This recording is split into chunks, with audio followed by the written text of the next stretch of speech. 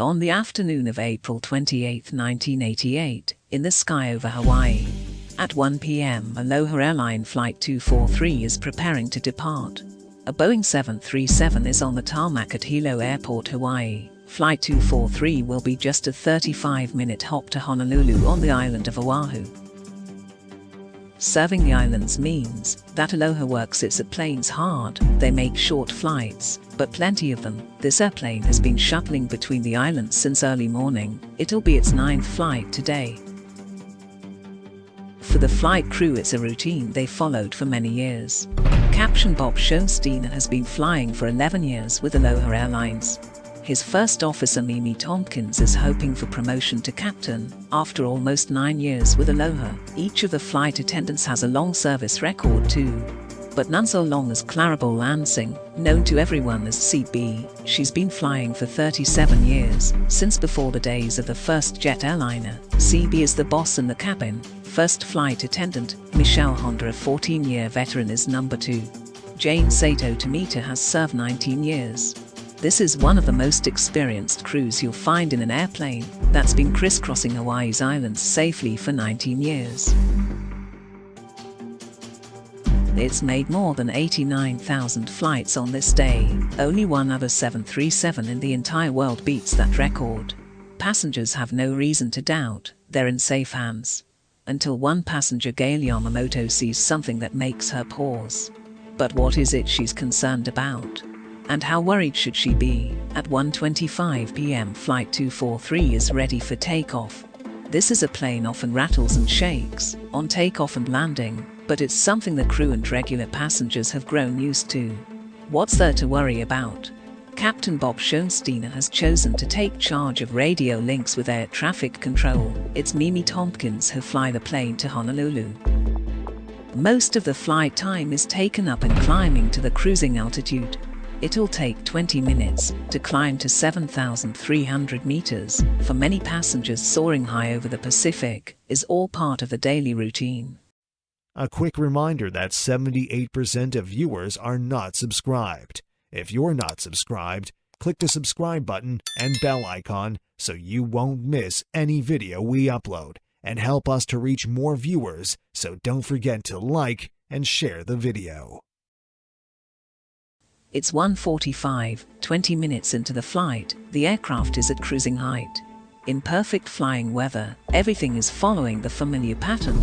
Here's what's happened. An explosive decompression has torn away 35 square meters of fuselage. Everybody was in their seats except the flight attendants. Jane Sato Tomita has been struck by debris at row 2. Michelle Honda has been thrown to the floor at row 15. There's no sign at all of CB. Only seconds have passed since the explosion. The wind noise makes it impossible for the flight crew to communicate. Now for the first time they gain a sense of what's happened. Visible over mound of tangled debris, there's blue sky where the airplane roof used to be. The first 5 rows are now completely exposed to the sky on both sides of the plane. The initial threat of being sucked out is past, since the airplane's now completely depressurized, but passengers are still in danger. The cold and oxygen deprivation are both potentially deadly. The cabin is depressurized with no emergency oxygen supply unless they rapidly reach a lower altitude where they can breathe again. The passengers will die. The Captain Bob Schoenstein takes over command of the aircraft from First Officer Mimi Tompkins. He begins an emergency descent, dropping 1,200 meters per minute, its speed now increasing to more than 500 kilometers an hour. As the aircraft hurtles down, passengers face a new terror. Wreckage blocks their view of the cockpit, and when the airplane split apart, the nose dropped down by around 1 meter. The plane is held together by just the narrow floor beams. Michelle Honda can't go forward far enough to see whether the pilots are alive or dead. She tries to make contact via the intercom. The wires are severed as she struggles forward to try to reach the cockpit. She gets asked the one question she can't answer. Do we have a pilot? I don't know. Do we have a pilot? I do not know. First Officer Mimi Tompkins tries to alert air traffic control at Honolulu. Recordings from the cockpit voice record of the black box, analyzed later by accident investigators, provided dramatic record of exactly what took place. The nearest place where they can try to land is the island of Maui. Kahului Airport lies between two volcanic mountains. Between them and safety lies a 3,000-meter-high summit. To fly from the location of the explosion to the safety of Kahului Airport, the pilot needs to carefully maneuver. Can the fragile aircraft survive the stresses of turning, or if they ever reach the airport of landing? And how can those on board survive?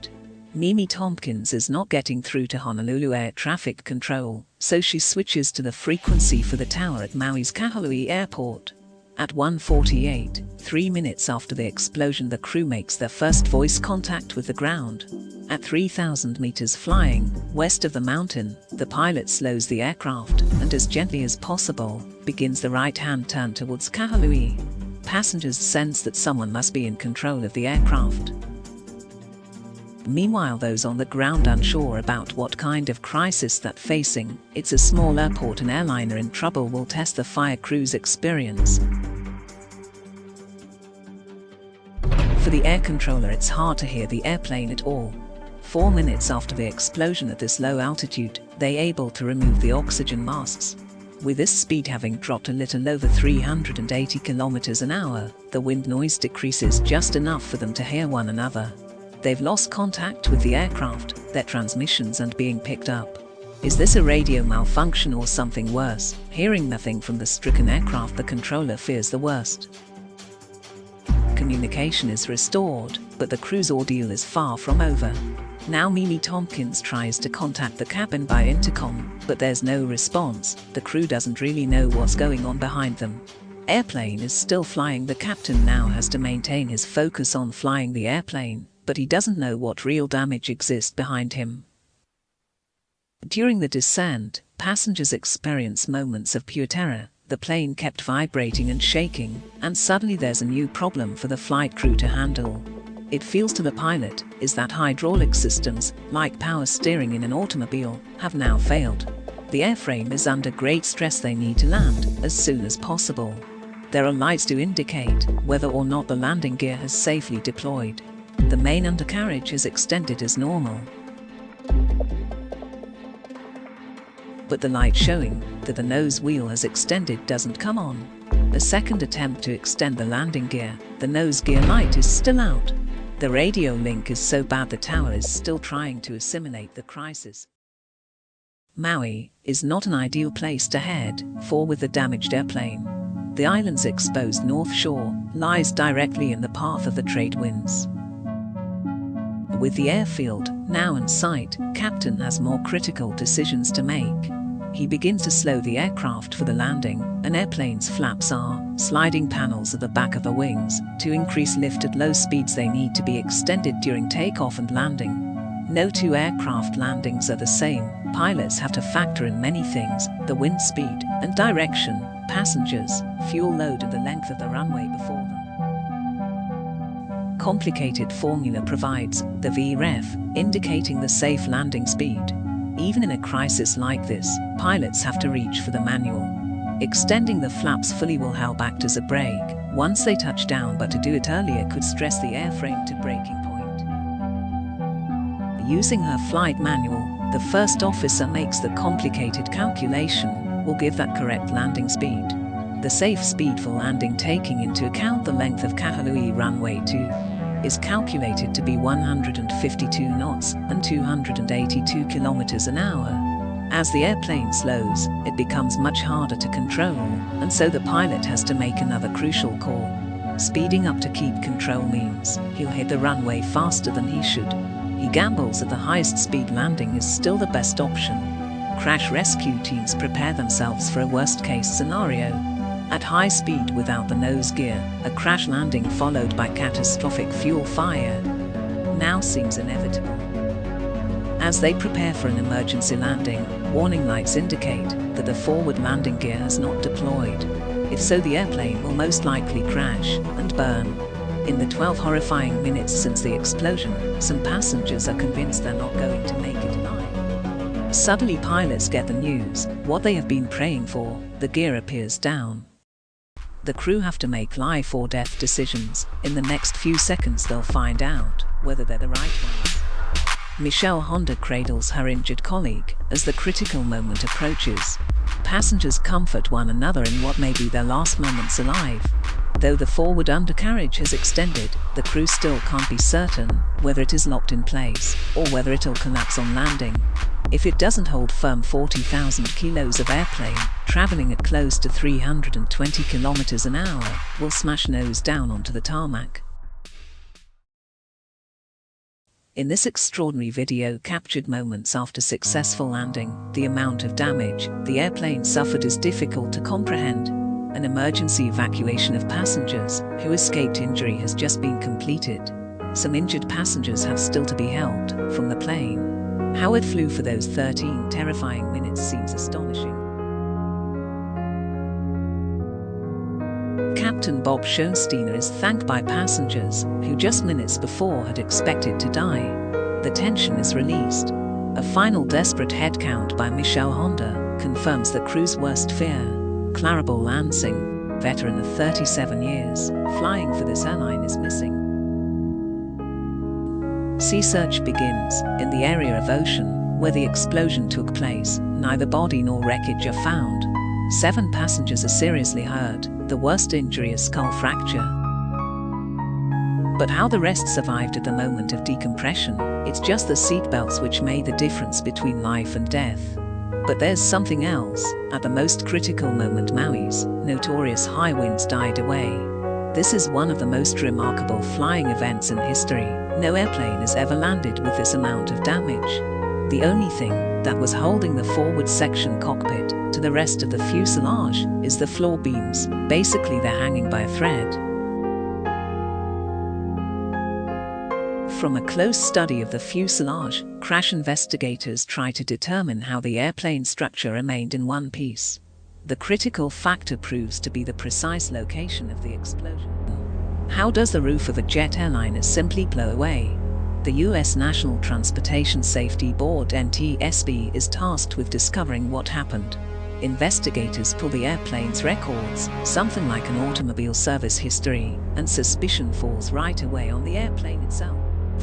The best evidence for what happened, the missing fuselage section, is now lying at the bottom of the Pacific Ocean. But by carefully piecing together the clues, they do have investigators hope to solve one of the most spectacular accidents of all time. In the 38 years since its launch in 1967, more than 5,000 737s were sold.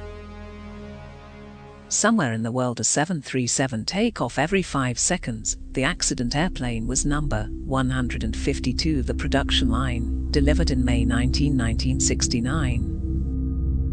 The airplane was designed for 20 years service life and 75,000 flights. This one had exceeded that number, though many were of short duration. Its fuselage was under constant stress because of pressurization. The fuselage of the airplane is actually breathing. It expands and contracts depending on altitude. When it's on the ground, it's in a contracted status. When it's at altitude 24,000 feet, the fuselage expands. So the airplane is constantly cycling that pressurization that will weaken the structure over a long period of time, and given the history of this airplane being a very high cycle airplane, that probably had something to do with weakening the structure of the fuselage. With thousands of 737 taking to the skies each day, investigators need to be certain what made this one burst apart. In Washington, D.C., Jim Wilde is one of the NTSB team who worked the case. His expertise as a metallurgist proves crucial. He takes samples from the remaining fuselage and, back in the lab, discovers something barely visible to the naked eye: hairline cracks like this beside the holes where rivets had been. Instead of grounding airplanes for a nose-to-tail examination, Aloha has inspectors make occasional checks, often at night when those on duty are least alert, working under artificial light. Those tiny cracks escape detection. These cracks go unrepaired, and now you have an airplane that is a ticking time bomb. There's one further legacy of that fateful day. The ocean never did surrender the body of ZB Lansing. Instead, a memorial garden honoring the veteran flight attendant was planted at Honolulu Airport.